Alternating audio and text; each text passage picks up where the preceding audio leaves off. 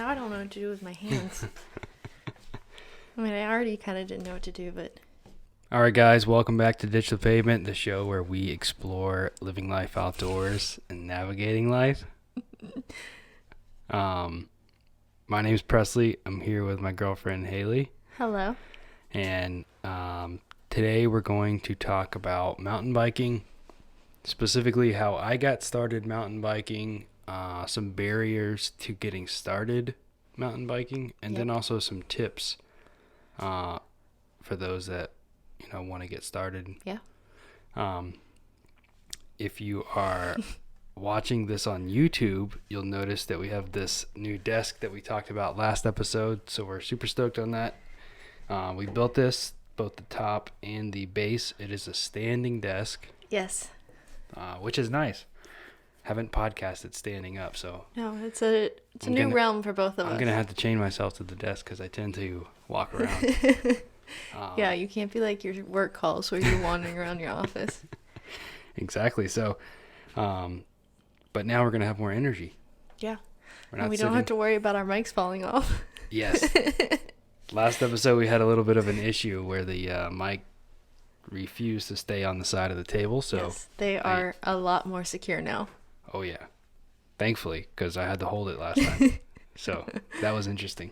Yeah. You just got to keep going. See, you're already walking away. I gotta watch it now. Oh, and we also have only one video. We're trying that out too. So yeah, we're trying out something new. So we'll see how it goes. I guess. So when I got my first mountain bike, I have no memory of that because I was a child. It was probably a Mongoose or a Huffy or a Schwinn or something. I think every child our age had some kind of bike like that. Right. So I didn't even know what mountain biking really was at that point. It was riding around. I do remember I had one Mongoose. It was a full suspension. Wow, fancy. It was garbage though.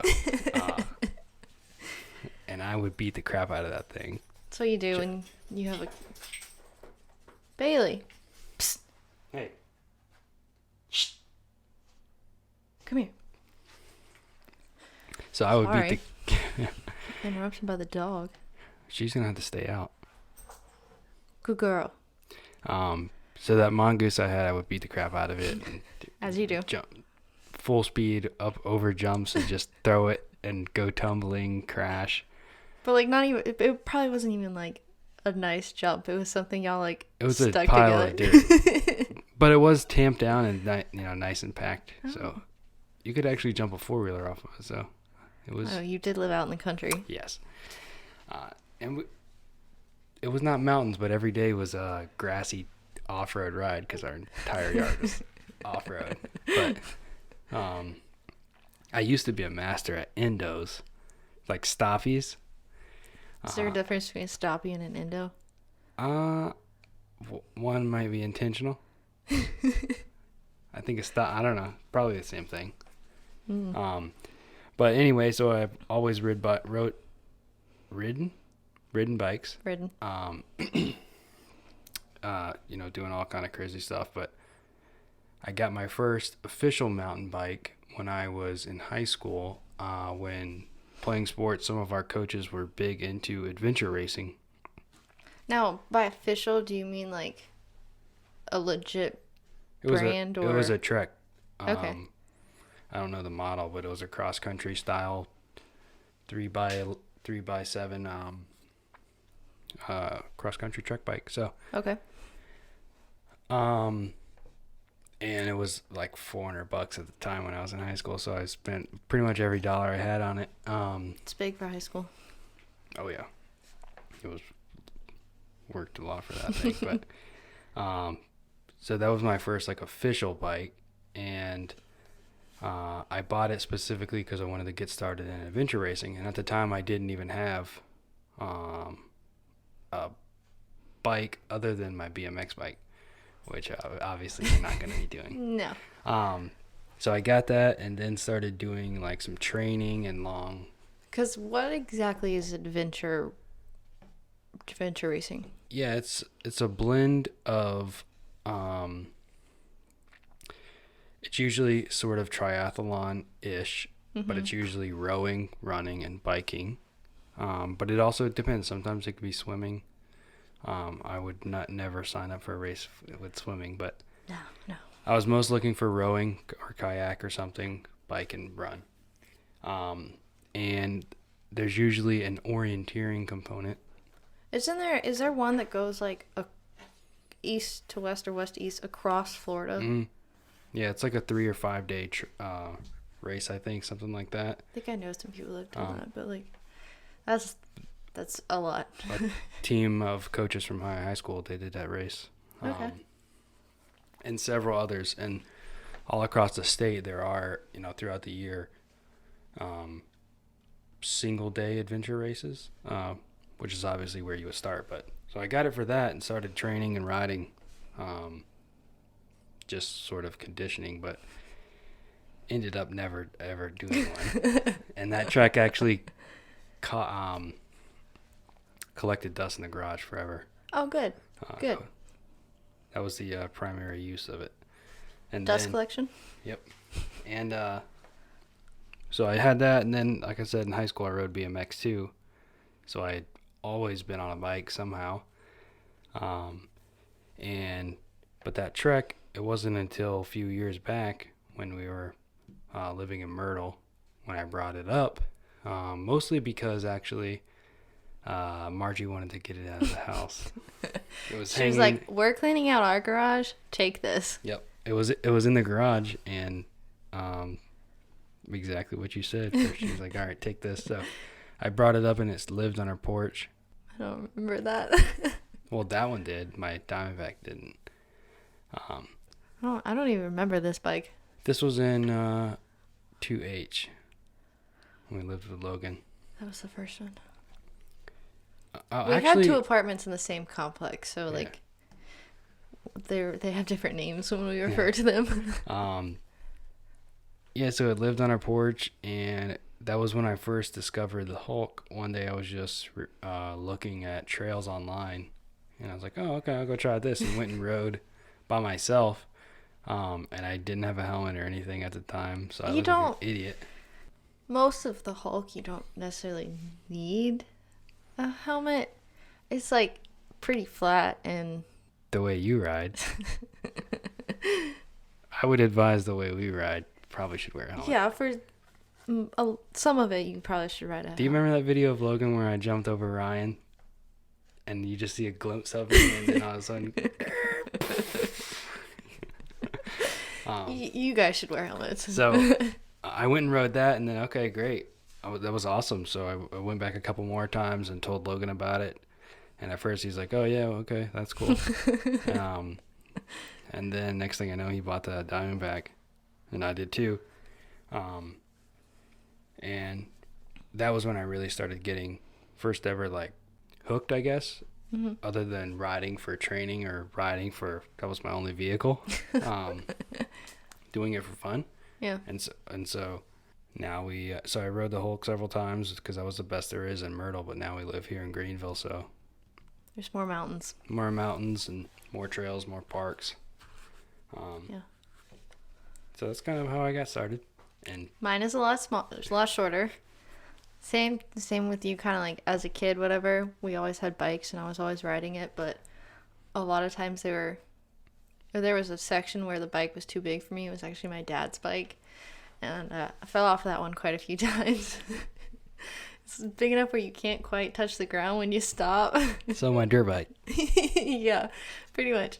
But so, kids, we were riding bikes around the neighborhood and everything, So riding bikes was nothing new, but it wasn't until when you started riding the Hulk, it was after that I would start going out and ride with you.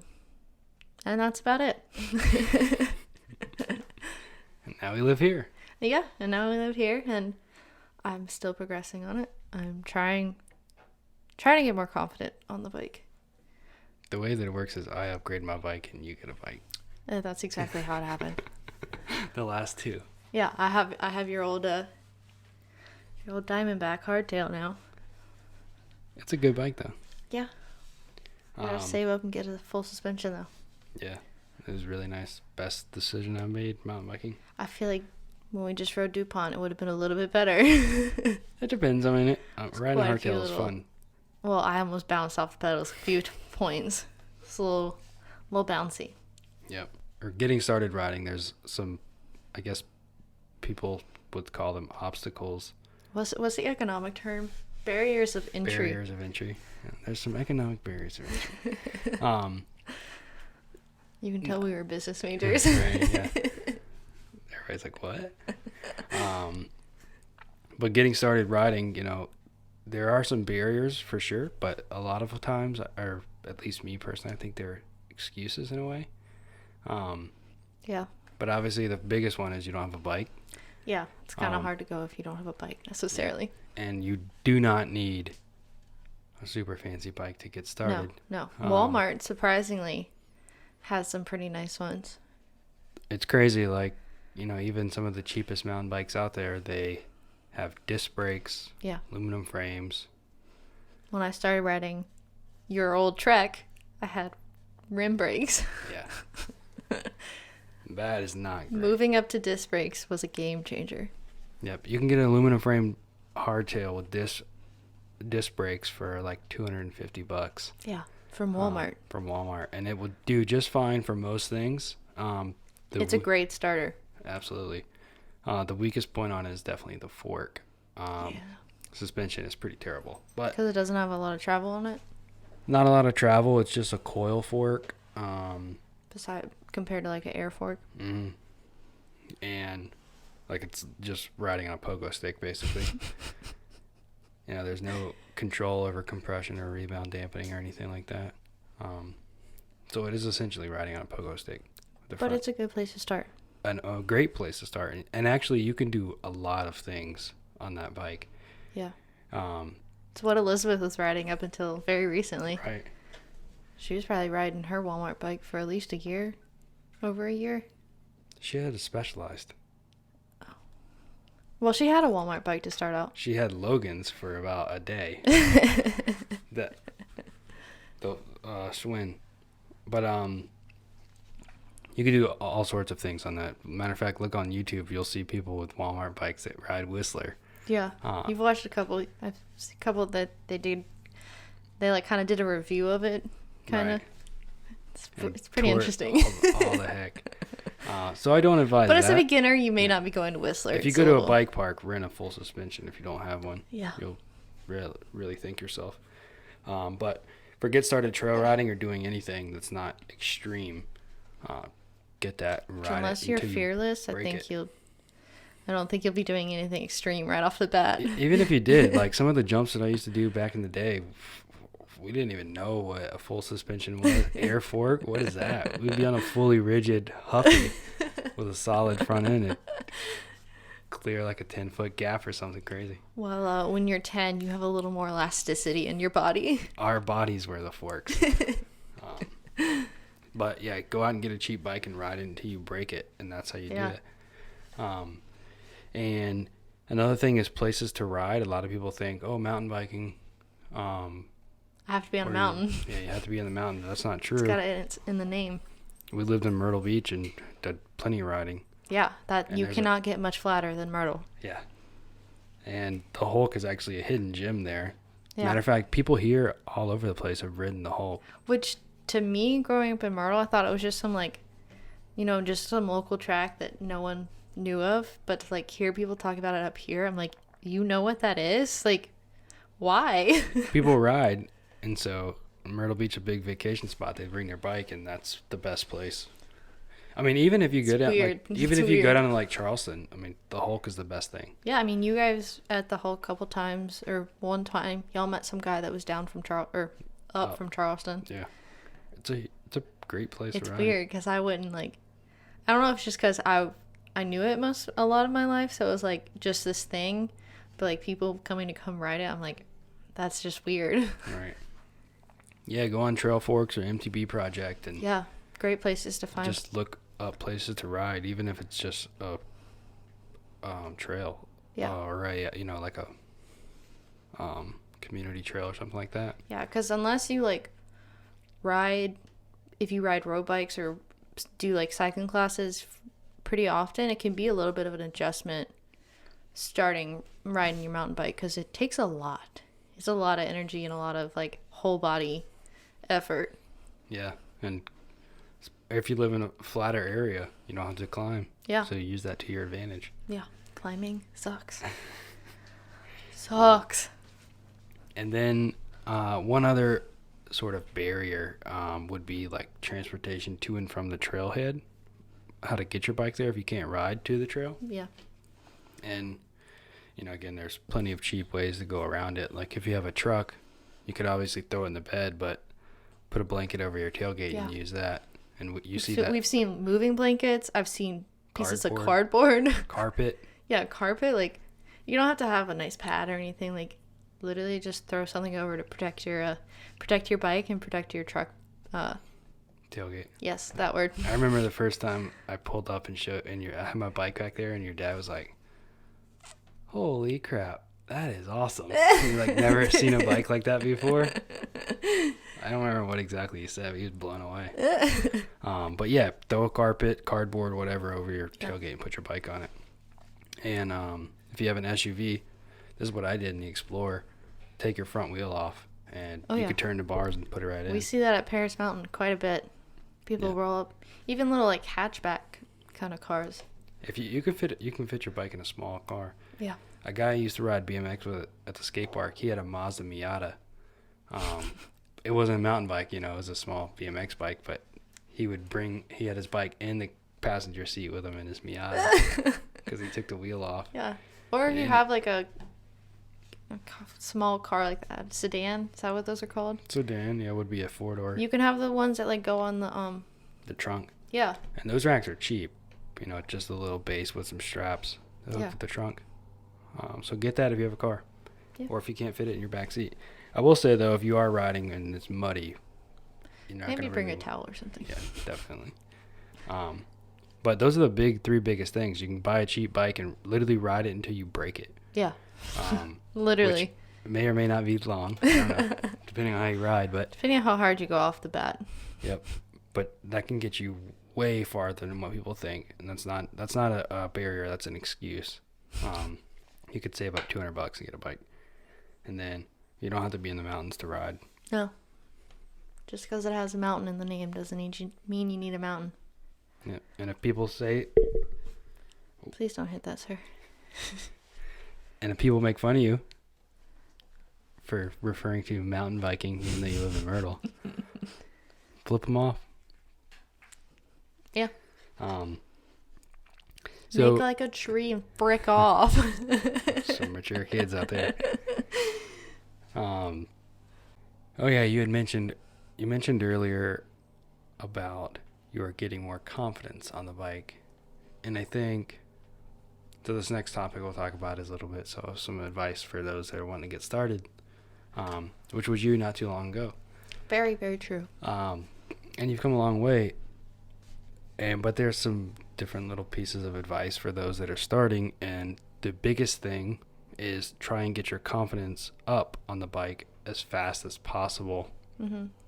Because you can watch all the tutorials in the world, do all this stuff, but if you're just not fully confident in yourself, and a lot of that is just mindset, because there's a feature at where we ride up in TR. I can't ever remember the name of it. Gateway Park. Yes, Gateway Park. It's like I guess it's a wooden bridge type thing, but it's kind of got some... Oh, it's like a snake. Yes, it's kind of like that. And I've gotten better, but first couple times I rode it, in my head I was like, oh my God, I'm going to fall off. I don't want to fall off. I don't want to fall off.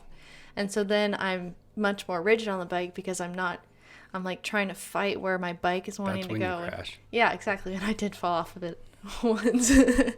But now the past few times I've ridden it, I've noticed that I've been more like, okay, I got this, and like I can do it. And that's the big part of it, is just going from I can't do this to I'm gonna rock this, because that's a big thing that'll change a lot.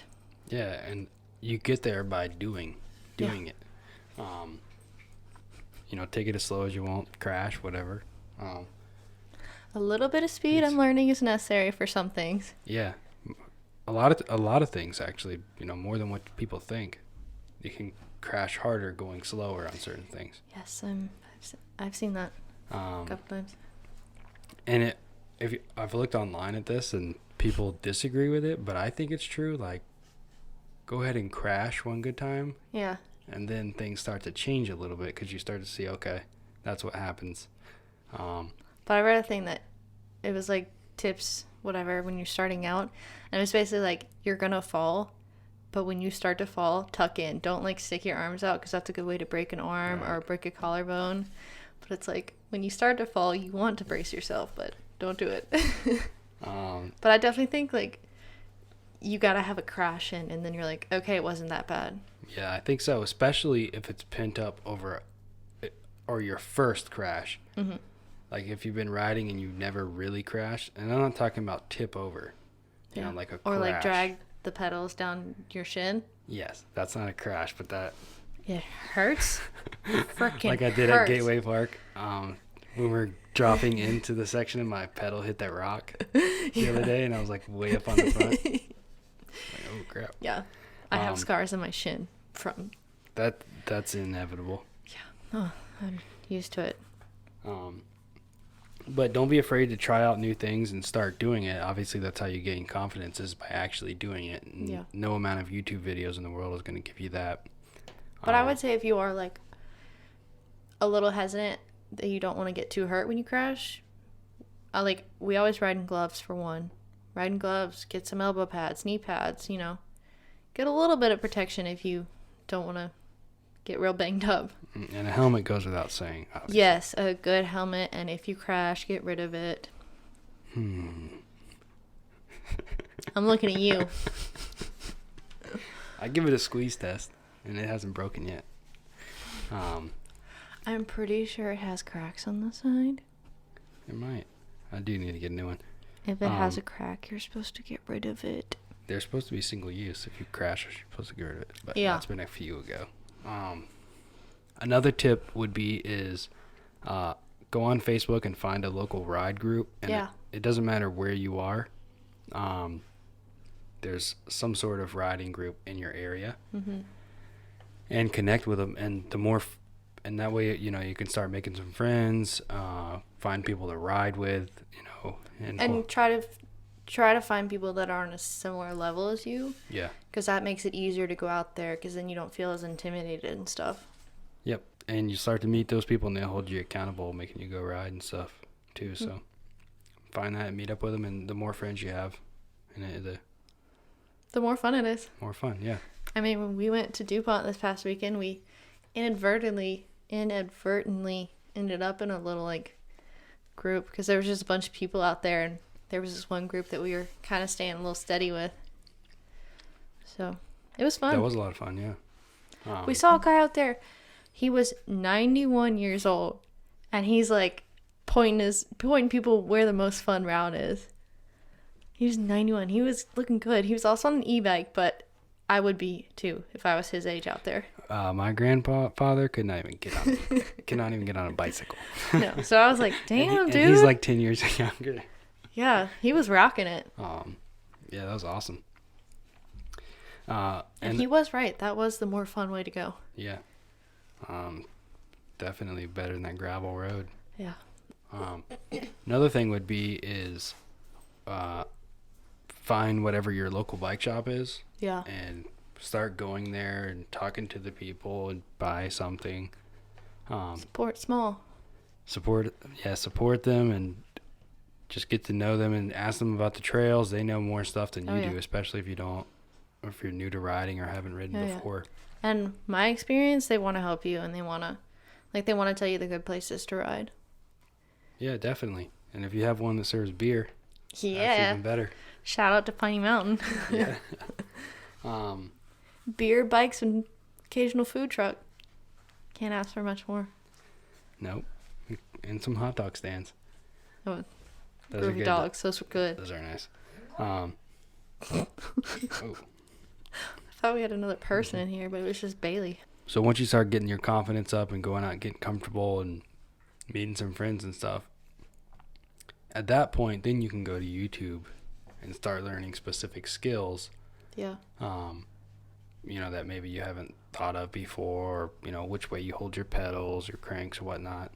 Little things like that. But I would say don't do that too early, because when you really don't even know, not even comfortable on a bike, that's not going to help you, and you're going to start thinking too much. And that's totally what you don't need to do when you're starting out, I think. Yeah.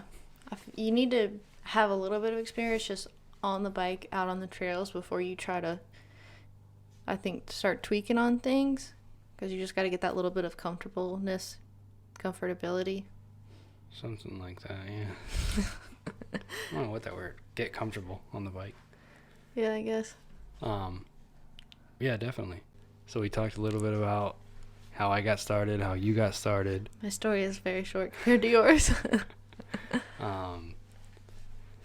And what some of those excuses are to not start riding. Yeah, and how to work around them. Yeah, exactly. You don't need anything fancy. Nope. Just get a bike and go ride. Basically. That's all you need to do. As to quote Freddie Mercury, "Get on your bikes and ride." What was that from? That's a Queen song. Oh, I hate Queen. I'm ashamed of you. I don't like them. Ugh. That's it. We're through.